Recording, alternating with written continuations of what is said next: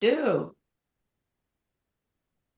Okay, and I have to admit, as we're getting started, and we're going to be talking about getting more candidates, just checking out the conversation in the chat, which was, "Are you full serve or self serve?" And you may say, "Peggy, why are you asking that question?"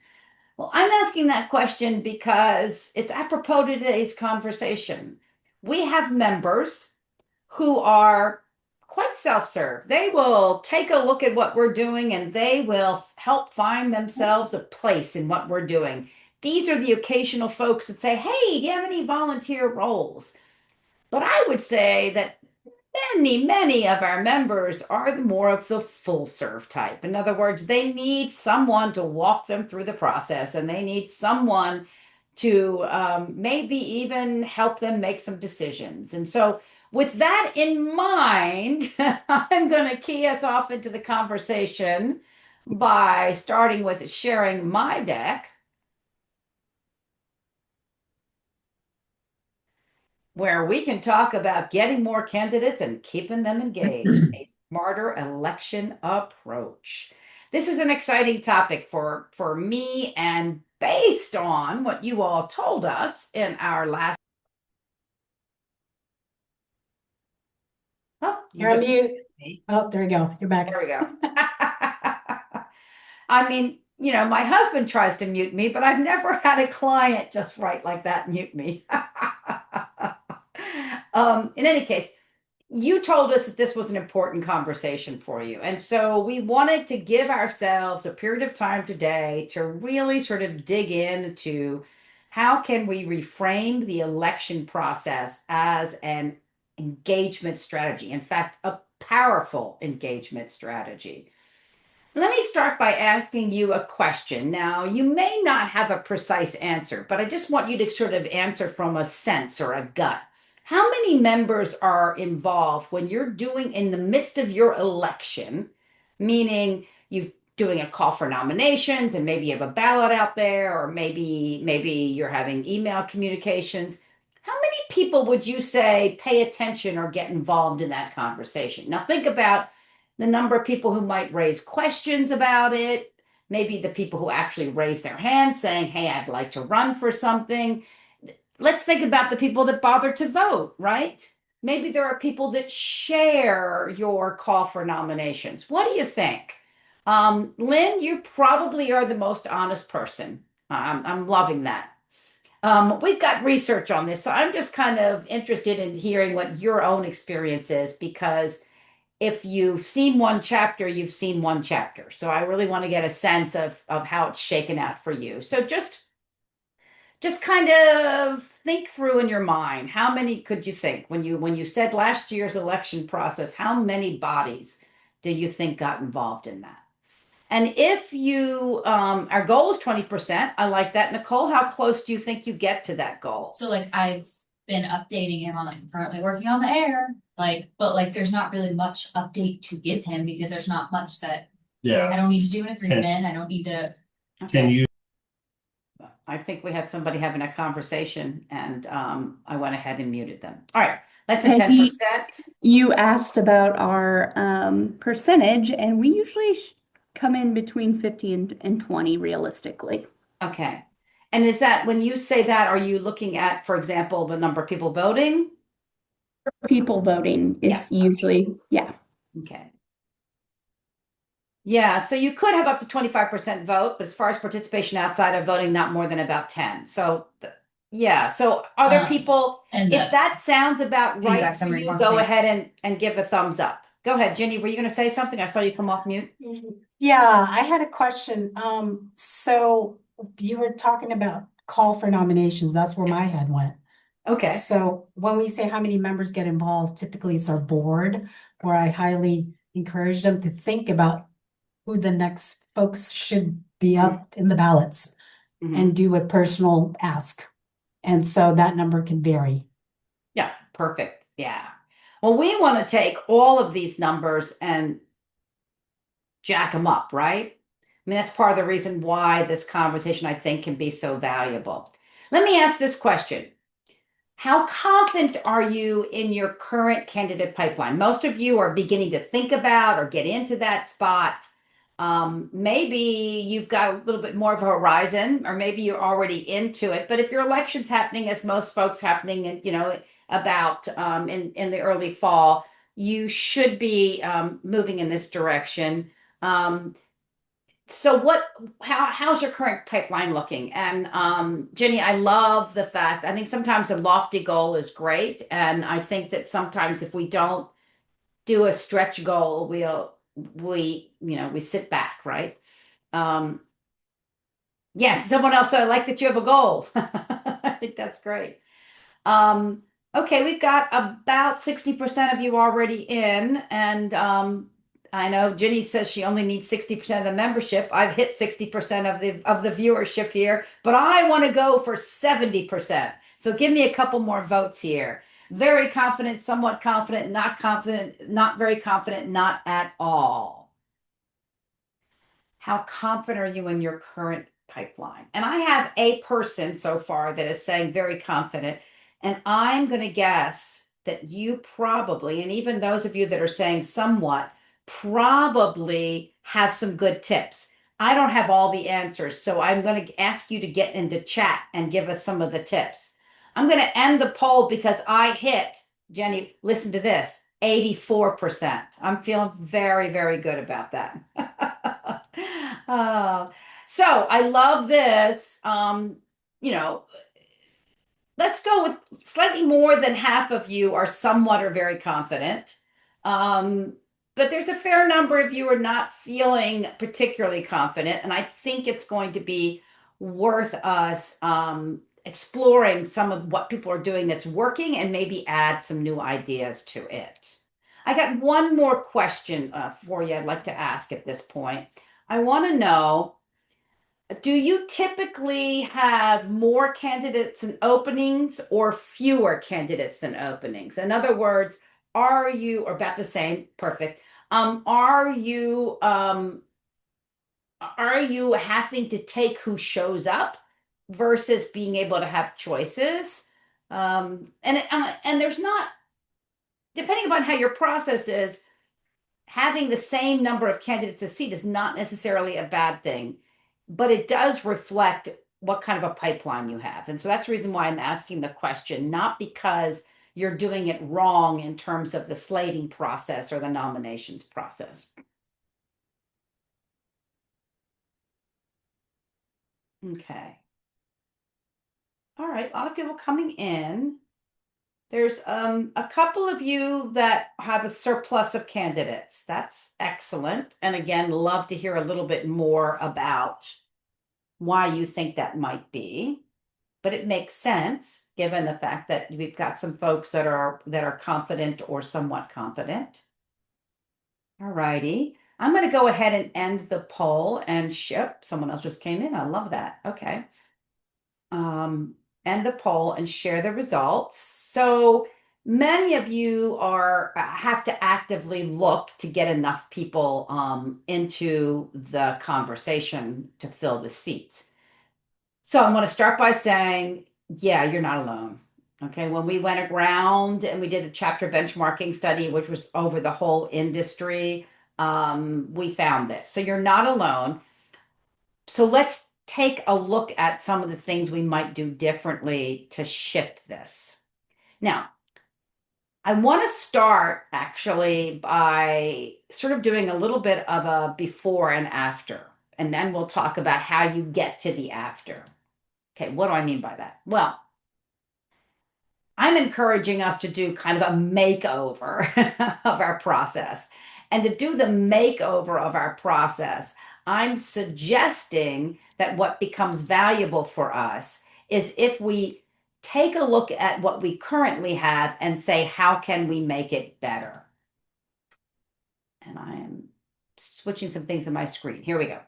So I think that a typical scenario is in our process is that we start by focusing on the seats and saying, I got to fill the seats. I'm looking to fill the seats. So we're starting with what openings do we have? and they'll talk about the shift in mind that mindset I'd love you to have for that. Then, because of this, you tend to see kind of the same names. You're not seeing a whole lot of new people necessarily come up. You beg and threaten. It's usually a little bit of, we could have put the word cajole, maybe that would have been a softer word. And then oftentimes, and you told us this, so I'm kind of parroting this back to you a little bit. We get people in and a little bit of uncertainty, like what is the job, da da da. Maybe I thought the job was something else. But anyway, engagement is kind of soft. And you basically move through the year until the next election cycle. If, however, we said this is not about the slate, instead we said this could be an awesome engagement kickoff. And what we really want to do is create a broad invitation to contribute. Now, because we're focused on the member, not on us and our openings, we get a chance to have different conversations and we have a chance to bring new members in, which means we get some new hands that raise without us having to cajole. And at that point, you now have a different mindset sitting around the boards and committees. And so engagement is strong after an election. Just real quickly in chat, who would like to stay with the before image and who would like to go to the after image? Anybody interested in doing a makeover?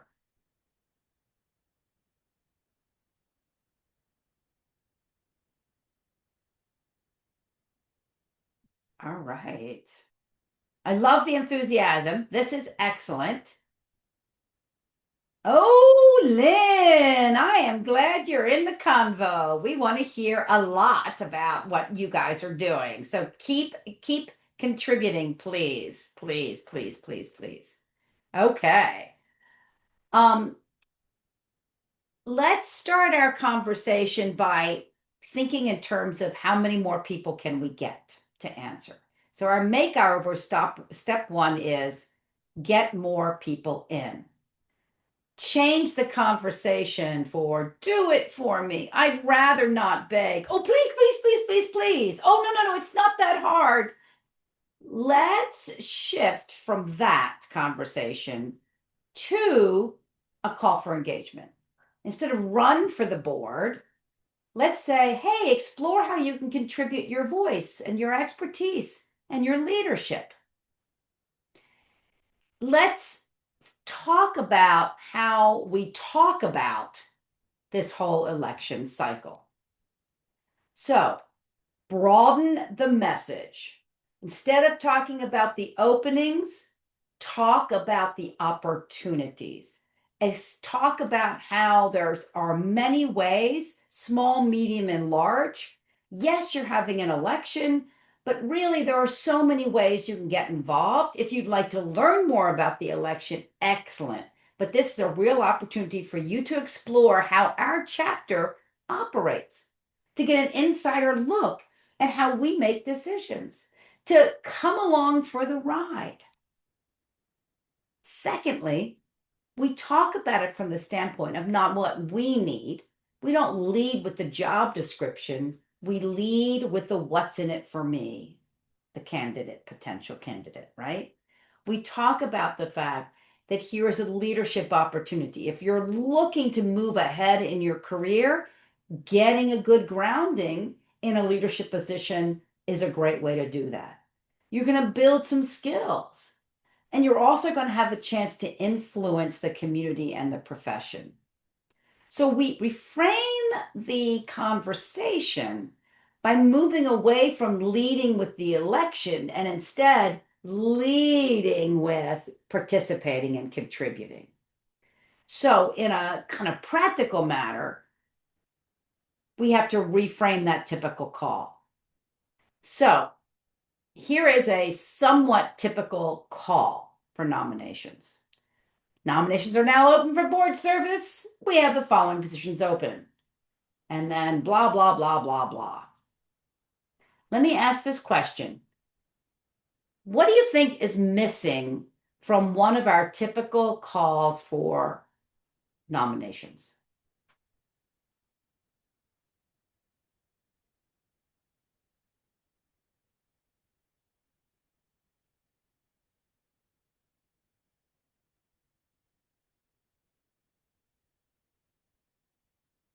Yes, the bait. I love the word. Yes, the bait is absolutely missing. The why. That's right. Yeah, we lead with what the quote unquote opportunity is, but we don't lead with the why I should be even looking at this. And am I good enough? Kimber, that is so true. I mean, people have imposter syndrome constantly. They just don't see themselves as leaders, or they've been told. Sometimes this happens on the job, right? Yeah, well, you're not much of a leader. And so they believe that they're not leaders. And so, you know, and yes, thank you. I don't see any excitement. When I take a look at the typical calls that I see coming out of chapters, you can sense it if you read between the lines, you can sense it, but most people won't sense it. All right. So what if we bake some of those things in? So what if we kind of took a look at this and oh my gosh, Lakeisha, I just happened to see that. So 110%. People think it's just a body in space in a place. Ah, thank you for saying that out loud. So what if we reframed it and it was an invitation, not a call for nominations, but an invitation to explore ways to get involved in shaping the future of our organization. There are several opportunities for you to contribute perspective, for you to build skills, for you to make an impact. And whether you're running for the board or just starting to think about getting involved, raise your hand. We'll help you explore different ways to contribute, what each role entails, and help you find the right fit. And then instead of nominating yourself, just come learn more. Just come learn more. So let me ask a question. What do you see in here that might make this a stronger pitch?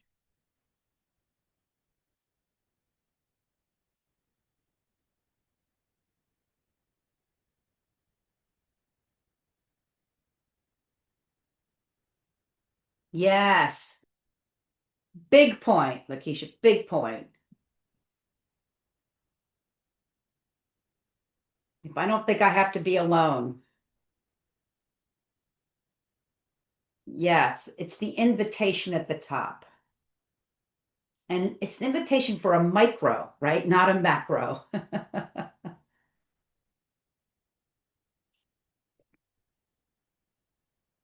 Nice.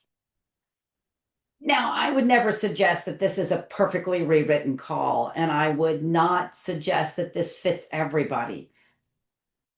And that's the reason why I asked you what makes it stronger, because you can make your own stronger by simply using this example and recognizing what are the things that work. And then how do I put these in my own language, in my own flow, in my own format, right? But yes, 100% to we value you, help that's being offered. It's an invitation to shape to future impact options. That's going to be the most valuable thing we can do. And it leads to, if we want to get more candidates, we reframe the ask, and it leads to us helping lower the barriers, right? Yes, short-term project involvement has potential to become long-term and committed. It's like what you do in fundraising. You ask for a small dollar and then you're able to get more from that.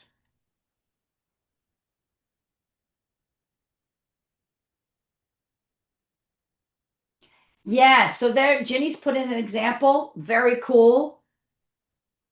Now, the only thing that we would maybe suggest is because this focus is on the leadership position, is the way you could put a little hint in there that if the leadership isn't quite for them, there are options.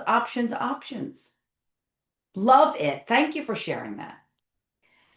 So if we understand that the no, people say no when it's lack of clarity, fear of commitment, and they don't see themselves ready, love the fact that somebody already picked that up, then what we have to do is counter all of that in advance by being very transparent about role descriptions, but really focusing on the impact. using in real life stories, IRL, in real life. It's great to have a call or an invitation that is long, but it's powerful to have a 90-second testimonial by video, right? It's a story, right? People say yes because of a recommendation from someone else. So it's really about how do I get the people making those recommendations? And it's about the interest form versus the nomination form. Let me pause there. The interest form versus the nomination. When we lead with, here's the nomination form, I have to say, I want to be nominated for that. That is a huge yes to give you. But an interest form to say, well, I don't know. I see you're looking for positions on the board. I don't know. Can I just say, I'm interested in learning more? Give them the option of taking the easy answer. So let's fold these pieces into a multi-channel outreach. So you want to get more candidates, reframe the ask. Let's respond to the barriers to entry, and let's think about this as a campaign, not a set of emails that goes out with some volunteer board members tapping people on shoulders. Instead, let's do targeted emails plus general emails. So in other words, if you've been talking to your members, you know where they are in their career. So maybe you can send to everybody who's newer in the career an invitation to explore opportunities to practice their voice, right? Maybe it's some folks that are more senior, or maybe it's people who's recently changed a job. Any of these things could be targeted emails. Add to that personal outreach. That's the board members calling and texting prospects, but get them to do it now, not when you're trying to fill the slate. Use social media storytelling. Let's go back to the last webinar we did and ask how can I use the stories to talk about it?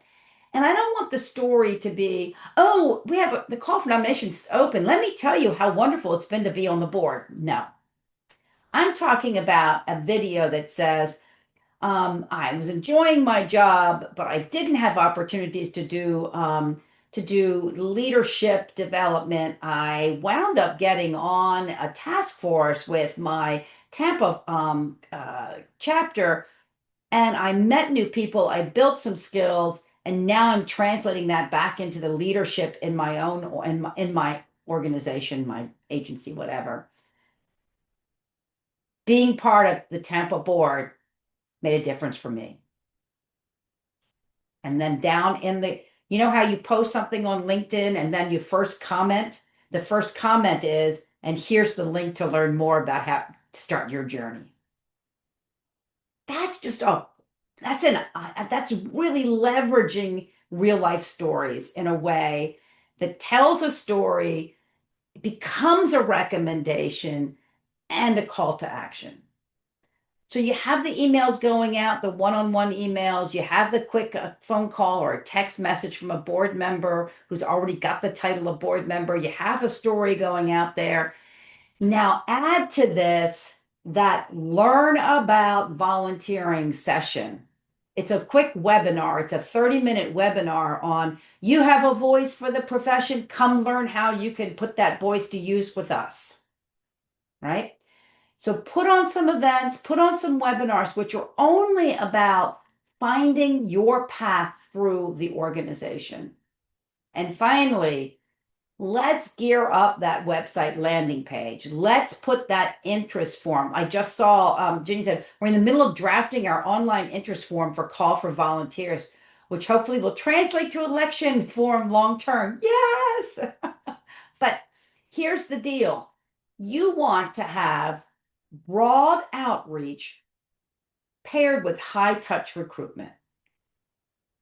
You have a lot of conversation, you have these stories out there, and then wham, the president or the incoming president reaches out and touches somebody and said, "Hey, I saw you like this story on our LinkedIn page.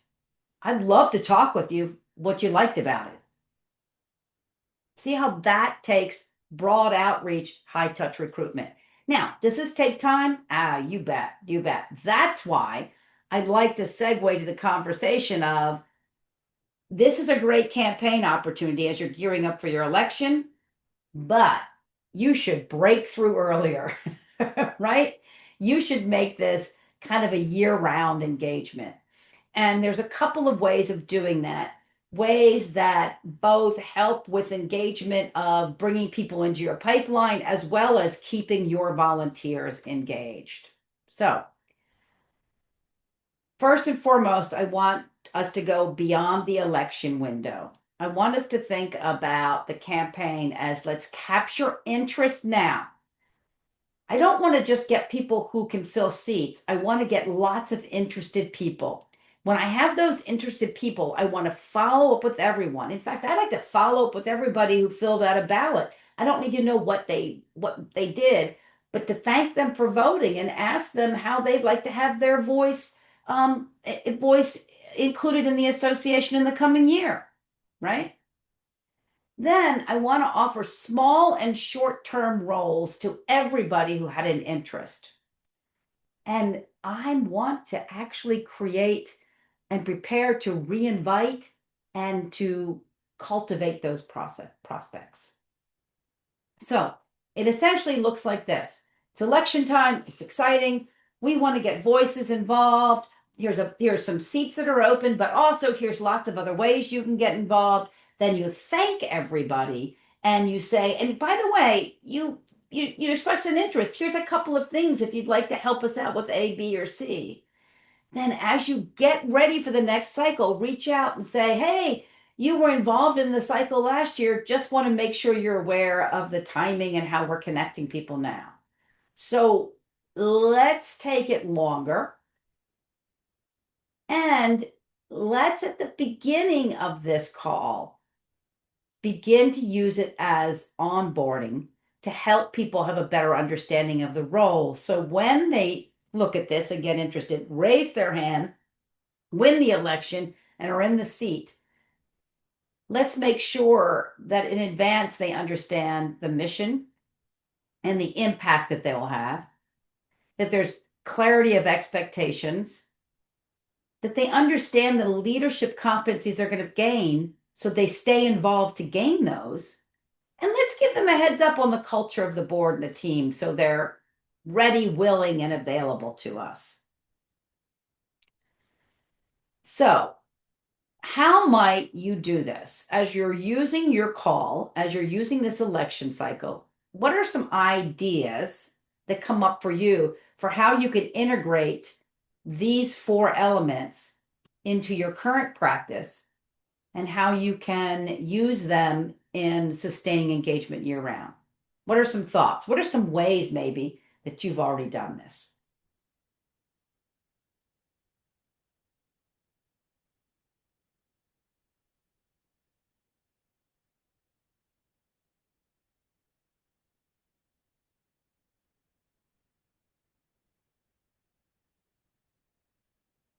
Use chat. Oh, good question from Ginny. Do any chapters have a volunteer committee chair or co-chairs to assist and connect the volunteers that match their interest?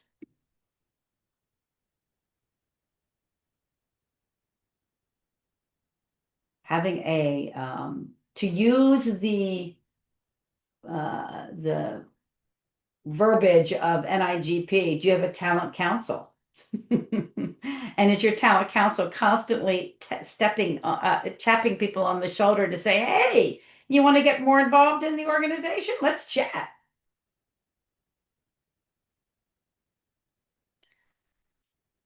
Peggy, can Okay. you rephrase your question, ask on for this slide? Mhm. I'm still trying to wrap it. Okay, yeah, no, I love it. I love it. So these are, generally speaking, these are the ways we can frame the value of being on a volunteer. And it's also to answer those what keeps them, their barriers, lack of clear expectations, not sure I'm ready, don't know what I'm walking into. And so in your call, in your recruitment process, and actually year on, you can begin to answer those questions, which solves the dilemma of how do I keep members, how to make it clear enough so when members will stay engaged once they start to volunteer. So the question is, how might you integrate any of these elements in the call, in conversations, in how you describe volunteerism? I see someone said that they have a handbook. So, how do we get someone who's sort of thinking about running to actually read a handbook? Because they might not.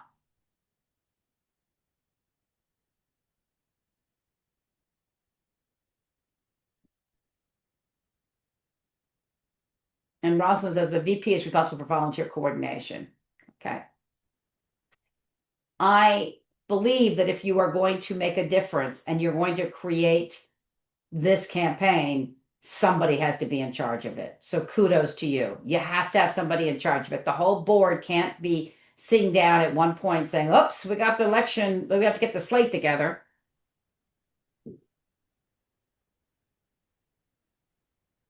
Peggy, can I make another comment too that I Yes, think please. really hits home to all of this is that knowing that your election cycle is coming up here in the fall, I think what Peggy is really trying to drive home here is that it is not a September, October only call for volunteers to be on your board, that it is ongoing. You're talking about it in different ways and at various places. I think chapters run into this. Well, it's election time, so now we talk about who we're going to bring in and who wants to be on the ballot.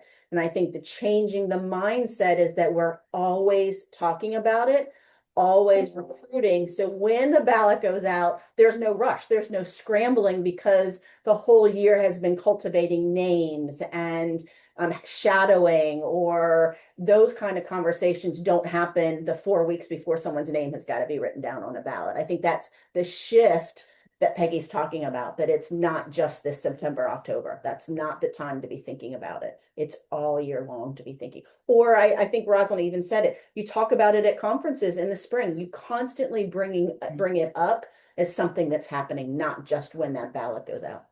Yes. And it's also, let me build on that. Excuse me, let me build on that. Let's just take, for example, the culture of the board and the team. If you want people to be interested in this, they have to see, they have to breathe in the incredible energy and camaraderie on your board. So I had a group here in Maryland, and they used to meet. Most of their board meetings were by Zoom. So at every board meeting, at some point, every board meeting, they would take a screenshot of all of them around the Zoom meeting and have it and share it on social and share it through their email to say the board met and one of the cool things we talked about was X. And one time they had, I forget what it was around around Valentine's Day. And they had each board member write a message to members, a love letter to members, and they held them up for that picture. So what they were doing throughout the year was demonstrating that there is a rich culture on the board. And that rich culture then encourages people to pay attention when you do a call for volunteering. All of a sudden they're like, well, gosh darn, that looks like a cool group of people. I'd like to be there.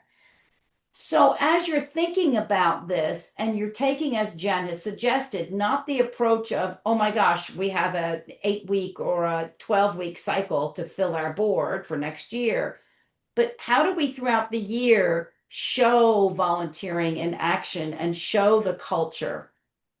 And then under clear expectations, have you thought about taking that manual, which we all need, by the way, So I'm loving the fact that you brought up that you had the manual. I forget who it was right now, but somebody did mention that they had a manual. You have to have that. But what if you created, say, a series of 2-minute videos that talked about key aspects of the different roles? And you had that up on the website, and it was like, take a tour of what the volunteer is. And you could have, say, for example, your education chair, shoot it at an education event and have the person say, my key role is to make sure, I'm going to make this up, right? My key role is to make sure that we've got 4 solid events every year that bring in the moment education to members. I'm standing here at blah, blah, blah, blah, blah, blah. And what it took to get here was to do A, B, and C. And I am supported by a board and by committees and by all of my speakers and the members who come and help us. Day in the chair, yes. And you do a quick one. And now when people are saying, well, what does it mean to be education chair? What does it mean to be social media lead? What does it mean to be president? I'm not going to read a job description, and that manual is something I want you to read. But right now, I want you to experience what it means to be involved and engaged and be a voice in what the organization does. And you could do that all year long. And if you had this series, it would help. Turn the series then into talking points that the board can use in conversations. If you want to do leadership competencies gained, it'd be interesting for you to do to shoot a real quick. Everybody on the board says one leadership competency they gain. Go around, and then say, leadership, it's learned. You are building the story, and you're also helping people see that when they connect, they're making a commitment. Peggy, can I add one other thing that I like that you Yes. talked about is sharing what's happening at board meetings or doing fun things. It's almost creating, the first thing I thought is that FOMO, is that you want someone sitting and clicking on it or watching thinking, well, I want to be part of that group. They had a good time, or they were the ones that organized that charity event and were on site and did all of those things. I want to be one of them. And I think showing them how it is, not it's all the good parts. There are some not so fun parts, but there are a lot of excellent reasons to join and volunteer that way and show those by example of why you want to be sitting around this table. Absolutely. And we've got great stories. Mhm. We just try to jam all of the stuff into one call election cycle. All right. Let me suggest that there are 3 things that you might put on your action list, the day in the chair being one of them, obviously, but assign liaisons to engaged members. I know this sounds funny. It's a different kind of a buddy system, but if you see an up and coming volunteer who isn't yet volunteering, but they've showed up at a bunch of things and they're acting like they're interested, have a board member be that person's buddy, sort of coach them into finding their way into the volunteer seats. Create a future leaders cohort or a community of people who are interested in exploring leadership. They're not in a leadership role right now. Maybe you take them through kind of a fun 4-week learning where you have, say, a virtual or an in-person get together once a week for 4 weeks. Maybe it's just a community, a private community where you have a conversation. Maybe it's what's up, or one of the many different kinds of chats, right? But basically, it's an opportunity for people who haven't yet expressed to be able to find their other people and know that they're not alone. They're not a unicorn, right? And finally, invite prospects to observe meetings or discussions. I say this with a huge caveat. If you have boring board meetings, do not do this. I just have to be honest with you. Bring them to the exciting meetings. Excellent. All righty. The last thing I want to suggest. So what we've done is we've talked about getting more candidates, reframe the ask, lower the barriers to entry, use a multi-channel outreach. Then we said to get that engagement, to then build this across the year, go ahead and always be recruiting, create these small things. And the other thing is to really mindfully map your volunteer pipeline strategy so that you can figure out where do people fall out of the pipeline, and then you can fix those bumps, if you will. So what do I mean by this? Well, in a volunteer pipeline, you have to track, you have to create awareness, right? Many times that is in how you talk about volunteerism or that call. You then have to do personal invitations and info sessions. So this is where you're giving them the opportunity to learn a bit more about it, and then this becomes the formal recruit. Once you've got people that are interested or excited, you begin the onboarding. You give role clarity, you do training, you do orientation that's appropriate.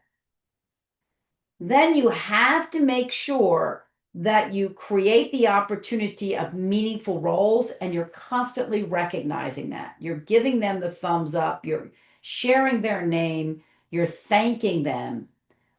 Then the last part of it is once they get through, they're going to become alumni, and you have to retain them in that pipeline as a trusted authority, subject matter expert. And so now you have to think about, how can I do things that keep that person involved? How can I do touch points to come back to your alumni, to get them engaged and connected? If you understand where you lose people in the process, you can begin to say, well, what is the strategy that might help me? This is just to sort of give you that picture of what the process should look like from A to Z. If you looked at this right now, what do you think? What would, where do you think you're losing people?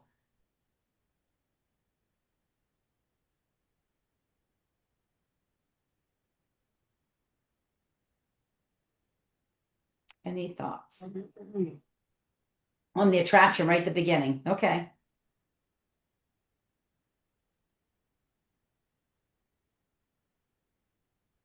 The recruit. So you get them aware, but then it's hard getting them to it. Go ahead. We talked about that manual that we want everybody to read, and you can't ask somebody to volunteer without a position description, and just sending them that to read it is not just enough of that sell and attraction. It's got to be a combination of, these are duties, but these are the benefits that you're going to get from this, and this is how you're going to contribute. It needs to be both simultaneously happening. It's not just one or the other, because you want people to be very aware of what they're signing up for and what the job entails. But in the end, they're going to know, what is in it for me? What am I going to gain from sitting on these monthly board meetings? How am I going to contribute to the profession into this chapter? Yes, absolutely, absolutely. If we're dropping off, if the weak spots are attract and recruit, then we really have two options, which is to turn a lot of our conversations into explore where you fit, as opposed to a call for open board seats or committee seats. And two is to create more small opportunities. So I'm a big proponent in many of the committees we have are really task forces or work groups. Many times when we're planning an event or an activity, we could put together a small group of people as kind of like a pilot group or a focus group. We can engage people in that. We can do one-on-one conversations with people to gain testimonials, to gain content for publications, to show them and then share what we're doing, so to elevate them. When we have webinars like this one, for example, there are lots of small positions. There could be positions which are, and I learned this from a group that was doing a great job of having micro positions for their Zoom webinars. They'd have somebody who was called, what did they call them? They call them the welcomer. So they have 2 or 3 people that are welcomers. There was their job to personally welcome everybody in chat. They had somebody whose complete job was to respond to any questions or inquiries or prompts that the speaker gave. That's right.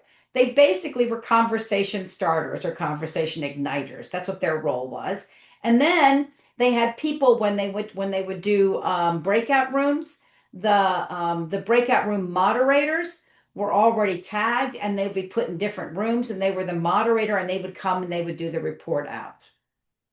So finding those micro jobs is how it makes it an easier ask at the recruit level. And if it goes well, it moves them right into the rest of the process. All right.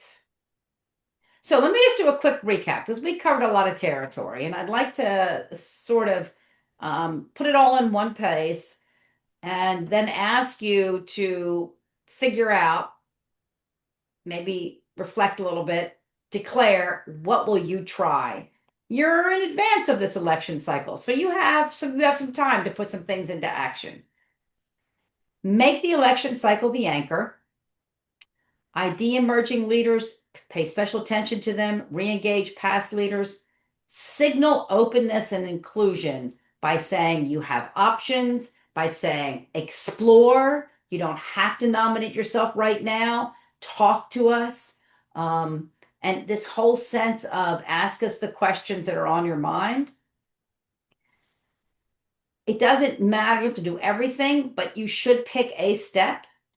We talked about you could rewrite your call for nominations. You could add 1 new outreach channel. You could schedule 1 board interest info center, right? Do something to change it up that's outside of the formal election process. Give it a try. Could be any one of these things, right?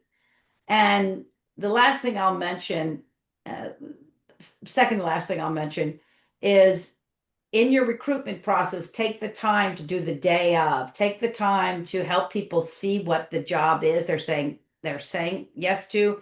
That clarity helps them say yes, and that clarity helps them keep coming when they're supposed to. And take the time to do that pipeline. Take the time to put that pipeline together. It's going to make a big difference. To have names of people in the wings makes all of this incredibly more easy for you. And in that way, next year we'll have, I love you all, but next year we'll have lots of other new people on the webinars as well. Okay. Speaking of next year, and I have to speak of next year because I have a cool slide. Da-da-da-da-da-da! Just want you to put on your calendars already, Orlando, and there's a typo in there, and that was, I'm going to call that Jen's fault because I copied and pasted from something that was sent to her. Orlando, Florida, February 18th to 22nd. It's the Leadership Summit. Registration is going to open. Registration is going to open in October. And I'm just Peggy, that is your spelling error, not mine. No. I literally copied and pasted it from your email, but it's okay. Okay. Throw shade. However you want to do that. What typo? What typo? Yeah, it's not there anymore. And exactly. So if I just can have just a few minutes before we do our end and quiz, we'll be very excited. Peggy and I are going to start here before we know it in the next couple months, putting our content together for that. We are excited that we will continue our webinar series like we have. We're actually going to spread them throughout the year next year and not just have them at the beginning of the year. So we're going to try to do a little bit different things and some new topics. But again, watch for registration. If you have questions about that, don't hesitate to ask me, but we'll be excited to see hopefully some of you, but maybe some new folks to Ketting Academy next year. Bob, I don't know. I was given these dates, 18th to the 22nd. So in the 18, 19, 20, All 21, right. 22. It's 5 days. I don't know. Have I completely screwed the pooch on this here? Start the quiz and I'll verify. Okay. Quiz time. You guys didn't know that. You didn't know we were going to quiz you, but guess what? We're going to quiz you. That's right. It is your opportunity right now. We have done a series of conversations. We came out of these conversations. We came out of the academy. We did the full set of conversations over a couple of series. Now we want to find out what you learned. All right.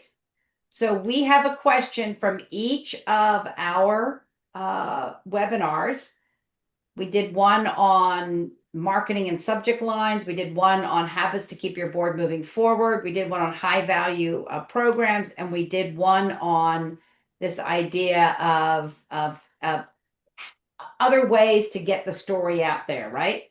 So you will see a quiz, and you're going to have to scroll down, depending upon where you are on your screen, because there are 4 questions to answer.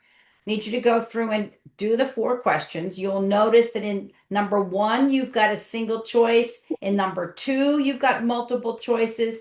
You have a single choice in number 3, and you have multiple choices in number 4.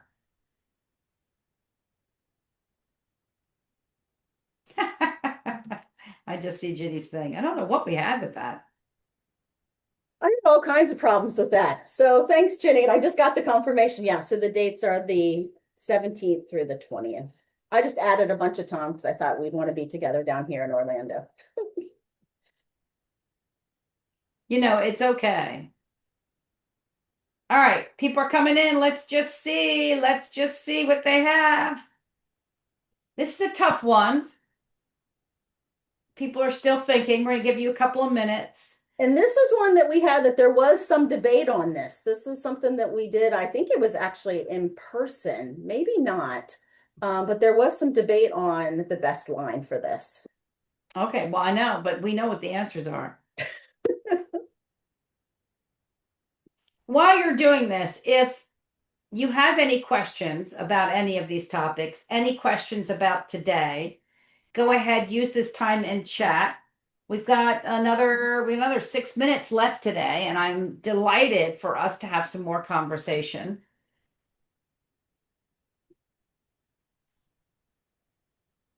Keep it coming. And while you're doing this, I'm going to just go ahead and put that slide back up.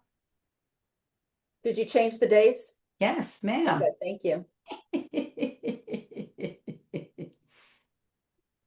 Okay, guys, she just got the dates. We literally built that slide in the 2 minutes before we got online. So give us a break. We were so excited to be able to give you the dates. We felt like we had to get it up there. And so try one more time, 17th to the 20th. That's what it says. Oh, it says the 18th to the 20th. All right, hang on a second. That was Just read my chat. Watch this. I just love the glory of this. What are you talking about, folks? I don't understand what you're Rosalind, you're correct. We just wanted more time in Florida. This is my home. I just wanted everybody to come and stay. All right, are we ready to? That's right. That's right, Mike. Thank you. Thank you. We need a little help. And thank you, Bob. We understand that you guys read contracts. We do not read contracts for a living. So we appreciate that. And we all got to fly in a day early. So get over yourselves. You're still coming in on the 16th, and we're going to have a lot of fun. All right. I don't know how hard it is to answer this, but I haven't even reached 70% of participants. So I'm going to hold on just a little bit longer. And we only got 2 minutes left here, 3 minutes. So okay. Camille, have a great next meeting. Have a great afternoon yourself.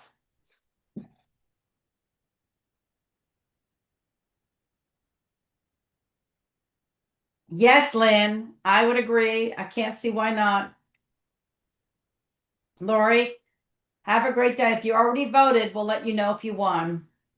Did we mention prizes for this quiz? No. No, we didn't. All right, I'm at 75%. Is there anybody else that wants me to hold off? I'm getting ready to show. Yep. Before we hit the top of the hour, according to me, we have 3 minutes. I think we've got most people here. Okay, great, Andrea. Excellent. I'm going to end the poll and share the results. I'm super excited about this. All right. Question number 1. What subject line reflects the best practices for increasing? By best practices, the winner is 3 creative tools you'll love this month. That is the one that will pull SEO and clicks more than anything else. The second runner up on that is your weekly creative spark. Do not think for a minute that don't miss this month's insights going to draw, because unfortunately it isn't. Question number 2. Actually, the 3 correct ones are strong meetings, regular communications, planning, and a calendar.